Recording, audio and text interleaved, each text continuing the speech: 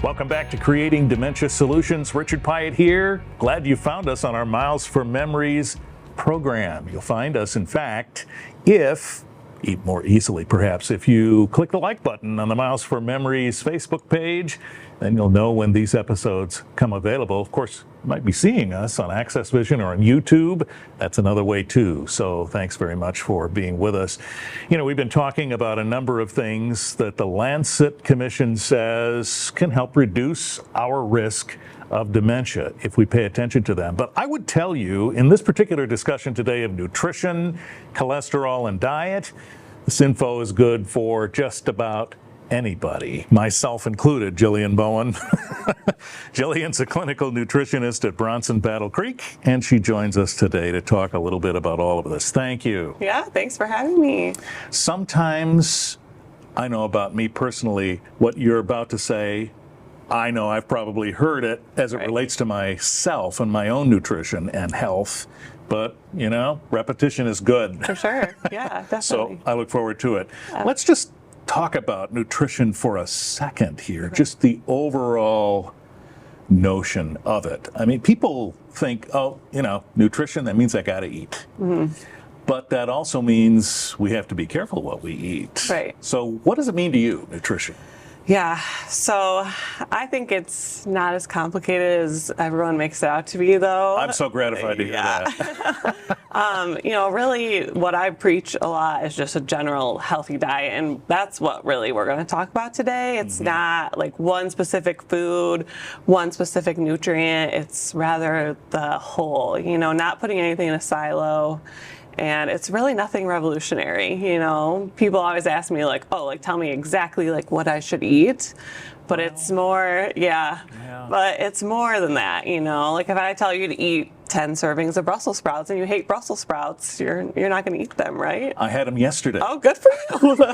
I love Brussels sprouts, but, too. Some people don't. So it's individual, and it's a lot more simple than, people make it out to be.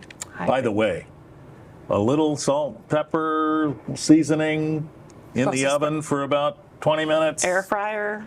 Air fryer. Now, see, I've not done that. Okay. Can you burn them in the air fryer? You can. Yeah. But, I love a little crispy. Yeah, I kind of do too. Yeah. All right, so there's our Brussels sprouts advocate. So what does nutrition mean in terms of, if I'm looking at my plate, what should be on it? Right. So, kind of use the My Plate model, if you've ever heard of that. Yep. Replace the pyramid, the government. Really, the pyramid is gone. The pyramid's gone. It's My Plate now. So, we aim for about 1/4 of our plate to be a protein, and then another 1/4 to be a grain, ideally a whole grain, and then about half to be fruits and veggies, and then maybe a dairy off the side as well. So really focusing more on the fruits and veggies first. As Americans, I think we tend to plan our meal around the protein, right? And we have way too big of portions of protein. And we're talking about me right now. Yeah, that's okay. Small steps. Right. We're going to talk about that. The fat content of these proteins that we're eating can lead to a lot of adverse health conditions. So we really want to focus on those that fruit and veggies get more fiber, more micronutrients, more the better for us things. So I'm picturing the plate. Yeah. 1/4 of it, you said, is protein. Yep. So that's meat. Ideally 4 ounces, or the palm of your hand, or the size of a deck of cards. That's a portion. Oh boy. Yeah, I know. Okay. And then the other 1/4 is grain. Like a grain, yep. So. And that could be a good carb, is that right? Yep. So we ideally would like half of our grains to be whole. So when I'm saying whole is the way they process it. So they're leaving the grain intact. When we get a white bread, they're stripping a lot of the fiber out, and so we want that fiber because it's really helpful for us. So, whole grain rice, whole wheat pasta, even some bread, quinoa, things like that. So. Okay. And then the other half is vegetables. Yes, or Brussels fruits. sprouts or otherwise. Right. Yep. Or fruits. Or fruits. Yeah. Okay. So we probably have a tendency, especially Americans, right, to make it half protein, maybe a quarter vegetable. We probably have it Sure. reversed. Yeah, we do. I mean, that's, it's okay. Like we can make small steps to get there. You don't have to change like overnight, and not every meal is going to be ideal, right? So it's just kind of, I like to also think of incorporating things rather than taking things away. So, we're adding more vegetables in. We're not, making our portion of meat smaller, even though we are, but just focusing more on like the adding the good things in. Jillian, let's talk about carbs for a Okay. minute. We have also a perception that carbs are bad, Yeah. but not all of them are For they? sure. No, definitely not. I think carbs, like our sugar, is what people, believe, but we need carbs for energy. They give us energy, particularly our brain really needs carbs to function. So super important. It has a bad rap. Like the keto diet, I think is kind of phasing out a little bit now. But I haven't heard it lately. yeah, really, it has. So that's a good thing. I like that. Us dietitians like that because carbs are super important. But, ideally we do want like the whole grains though for that fiber, like I talked about. So now here's my favorite carb, potatoes. For sure, yeah. So probably another thing that Yeah. I overdo. No. But a quarter of that, could that whole quarter be potatoes? For sure. It I can. would argue that potatoes would be like a great choice because it's it's a carb, but it's a vegetable. It has a lot of micronutrients. Even white potatoes, really high in potassium. Not just sweet potatoes, like regular potatoes are good for us too. So I feel like they get a bad rap because it's a carb, starchy veggie. But no, they're a good choice, I think. We just can't make a heaping help. For sure. Yeah. Or fry it, right? Or fry it. Yes. You can, but like limit the amount. All right. So let's talk about cholesterol for a second, Yeah. because we hear about meat, for example. We have a protein on our plate, but then there's a cholesterol concern in there somewhere? True? Yes. Yeah. That hasn't changed. Yeah. I know. Yeah. So the saturated fat in the meat, particularly like meats, that have that marbling, the obvious marbling, that's saturated fat. So it's fat that's solid at room temperature. And so that can increase our cholesterol, particularly our bad cholesterol, the LDL cholesterol. So that's the concern there. And the marbling, of course, Is what tastes good. is what tastes good. That's Yeah. right. I think I heard one of the TV chefs saying, "Oh, it has beautiful marbling." Yeah. Oh, Well, so you get used to it, I'm telling you, and also marinades go a long way. So marinade. So like marinating your steak, if you're doing a leaner, marinating that overnight, getting more flavor in there. Less marble, more marinade. Yeah, I don't know what I Okay. do. Good advice. Yeah. So there's good cholesterol. Can you direct that to a certain food or certain foods and say, yep, that's good cholesterol? Kind of. It's a little more than that. But yeah, the good cholesterol is called our HDL cholesterol. So LDL and HDL. And the HDL, if you've ever gotten your labs drawn, if that's high, then that's actually a good thing. And then you want your LDL to be low. HDL cholesterol really can be lowered, in particular by exercise, and then also by inadvertently decreasing your LDL cholesterol. So if you're decreasing your LDL, then your HDL is going to be higher. So the swaps that we're going to kind of talk about that decrease our LDL can increase our good cholesterol as well.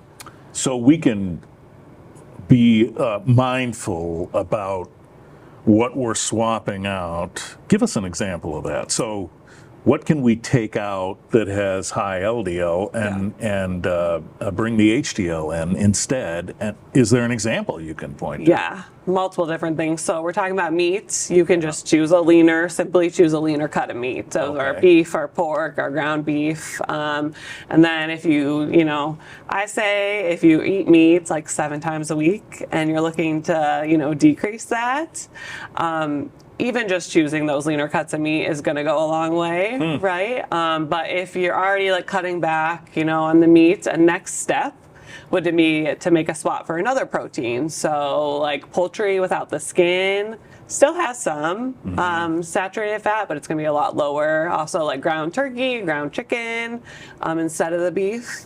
Yeah. Love it. Yeah. I tend to do tacos with ground beef or ground turkey Yeah. now, I should say, than ground beef. Yeah. So I'm glad to hear you say that. Yeah. A bunch of seasonings. I really can't tell much. Really can't. Yeah. That's true. I mean, it's definitely a different taste, but you get used to it. But it doesn't have to be all or nothing. You can still have beef, but we would just want to work on slowly decreasing, the amount you eat throughout the week. Yeah. Another thing would be to replace those meats with a plant-based protein. So they're going to have a lot less fat, and they're also going to have more nutrients like fiber and sometimes omega-3s. So I'm talking about like fish. Yes. So salmon, it's a fattier fish, so it still has fat. We still need fat in our diet, but it has a really great amount of omega-3s, which is heart healthy. So it can decrease our LDL and in turn increase our HDL. And then if you want to go really low in fat, you can do like a cod. So that's a fish that's lower fat. And then also like beans, lentils, things like that. So. What about tilapia? Yeah. Is that a good one? Yeah, tilapia is like another lower fat. Yep, fish. Yeah. I have a stack of them Yeah, for sure. in my freezer right Yeah. now, which is why I asked. Yeah. But so whitefish can be just as healthy as salmon? I mean, salmon is the example, but I know people who say, Sure. I don't know so much about salmon. For sure. Yeah. I mean, it's just that salmon has that greater amount of fat, so it has the omega-3, so that's kind of why it's touted as like healthier. But if you're looking to get a lower fat option, cod, tilapia, really great. Okay. So the fish is still considered a protein. Right. On the plate, if we're sticking with this example of half greens of some kind, starch of some kind, and protein, Right. fish is still considered protein. Yep. Fish is still our protein. Yep. Great source of protein. Yep. You talked about plant-based. Yep. Give us some other examples of what that is. Yeah. Plant-based So. protein. Yeah, I definitely recommend everyone trying more plant-based, but again, like trying to be realistic, if you're eating meat 7 days a week, it's kind of hard to just completely be a vegan. But so yeah, I'm talking about different sources of protein that are plants. So beans, lentils, nuts, nut butters, tofu, things like that, all still really great sources of protein, but they're going to be a lot lower in fat. They're going to have some associated fiber, like the beans, really good source of fiber, which is really great for us. Yeah. Tofu. Yeah. Just haven't gotten It's a tough myself one. there Yeah. yet. Yeah. How do you season it to make it satisfying? Yeah, so again, air fryer, and I also marinate it. So kind of similar to how I would marinate meat with like soy sauce, garlic powder, onion powder. Let it sit in there for a little bit, and then cube it up, put it in the air fryer. It gets nice and crispy. Throw it in a stir fry. That's my favorite way to eat it. Okay. Yeah. What's the texture like? Is it like a mushroom? Is it like meat? What is it like? Yeah, kind of mushroomy.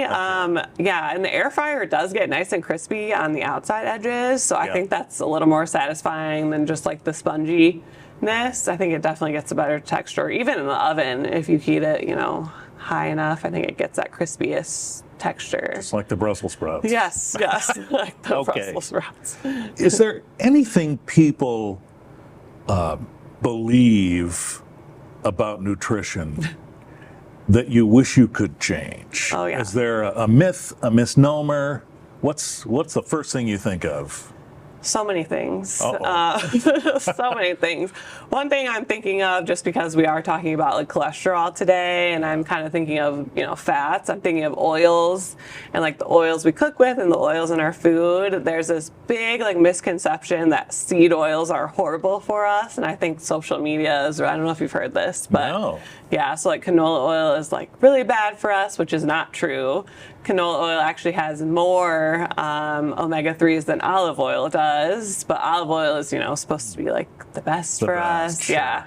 Canola oil is also a lot less expensive. So if you're thinking budget conscious wise, yeah, just a huge social media. It's probably my algorithm on social media, what I get. Just that seed oils are horrible for us, but the science does not back that. So interesting. Yeah. All right. So why are we talking about this anyway? Nutrition, cholesterol.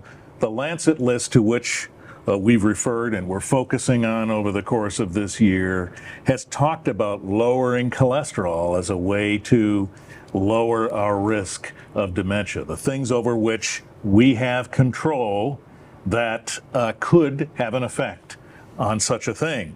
So we're talking about nutrition today. And in our next episode, Jillian will be back with us to talk about something called the MIND diet, and we'll try and understand what that's all about, particularly as it relates to dementia. Jillian Bowen, clinical nutritionist at Bronson Battle Creek, thank you. Yeah, thank you so much. Click the like button on that Facebook page, Miles for Memories, so that you're alerted when these episodes come available. I'm Richard Pyatt, creating Dementia Solutions. Thanks for being with us.